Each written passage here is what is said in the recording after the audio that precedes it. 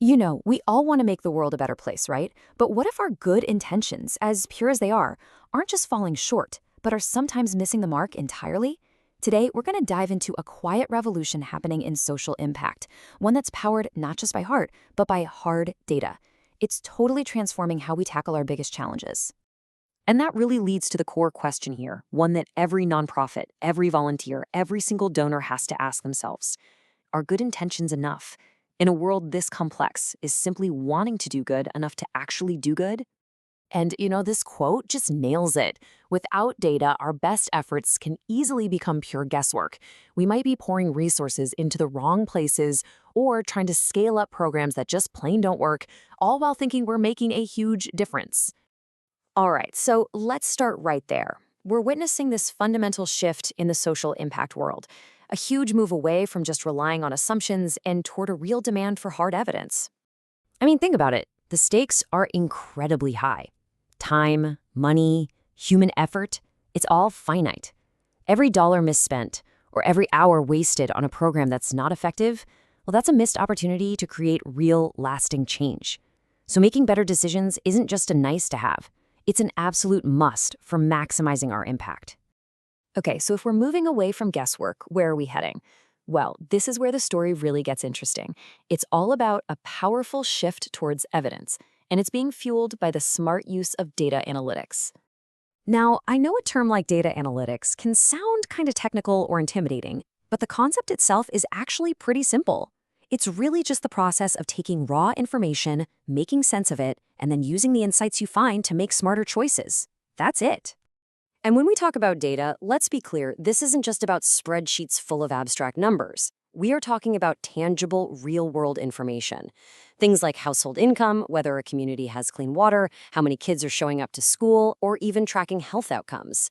Every single one of these data points tells a piece of a very human story. And this right here is the fundamental shift in thinking. It's about moving away from assumptions and gut feelings and moving toward objective proof. We stop asking, do we think this is working? And we start asking, what does the evidence show is working? That one simple change in the question makes all the difference in the world. Okay, that's all great in theory, but what does it actually look like on the ground? Let's dive into some real-world examples where this data-driven approach is already, right now, changing the game. Okay, let's take a solar energy company, for example. This is a perfect illustration of better targeting. Instead of just setting up shop wherever it seems like a good idea, they use data, demographic data, geographic data, to pinpoint the exact regions with the absolute lowest access to electricity and the highest potential demand. What does that mean? Less waste and way more impact faster. And this brings up another absolutely critical distinction. Data helps us move from just tracking our activities to actually measuring our outcomes. Look, reporting that you trained 1,000 farmers, that shows effort, and that's good. But showing that their crop yield increased by 30% and their family income went up as a result, that shows impact. And you better believe that's what funders are looking for these days.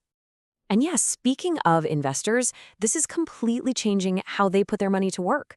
They're looking way beyond just the simple financial health of an organization. Now, they're using specific metrics to measure social return. Things like, how does this align with the UN's Sustainable Development Goals? They're assessing long-term risks, like climate change. Data is what turns a compelling story into a verifiable, bankable investment.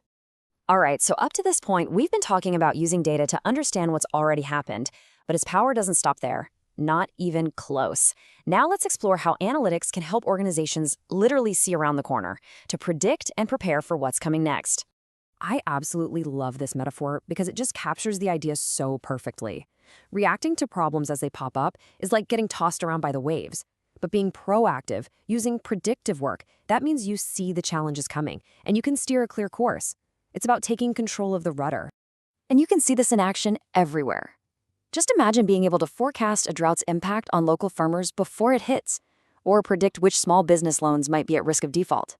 Or, get this, even spot when a once successful program is starting to lose its effectiveness before it actually fails. This is the incredible, forward-looking power of analytics.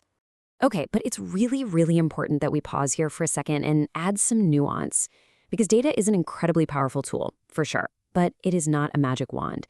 Using it effectively means using it responsibly. We have to remember, data isn't some neutral, objective truth machine. The information we collect can have huge gaps or reflect historical biases and inequalities. If our data quality is poor, or if we totally misinterpret the results, we risk making decisions that don't just fail to help, they could actually harm the very people we're trying to support. And this really should be the guiding principle for anyone working with this stuff. The whole goal of using data is to get a clearer picture of reality so we can act on it in a smarter way. It should never, ever be used to bend the facts to fit a story we want to tell, or to justify a decision we've already made. Transparency and integrity are everything. Which all leads us to maybe the most important takeaway of all. This entire movement isn't about replacing human empathy or gut instinct or connection with cold, hard numbers. Not at all. It's about using the clarity that numbers provide to make our empathy more effective and our judgment more accurate. So, I'm going to leave you with a final thought to chew on. As we get better and better at measuring our impact, the real challenge becomes ensuring that this whole quest for data also makes us more compassionate. How do we guarantee that seeing the numbers helps us see the people behind those numbers even more clearly? It's something for all of us to think about. Thanks so much for joining me.